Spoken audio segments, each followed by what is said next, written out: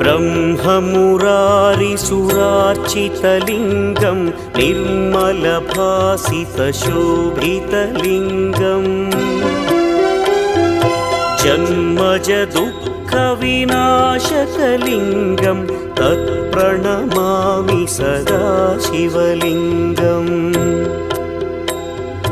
देवमुनिप्रवरार्चितलिङ्गं कामदहन करुणाकरलिङ्गम् रावणदर्पविनाशकलिङ्गं तत्प्रणमामि सदा शिवलिङ्गम्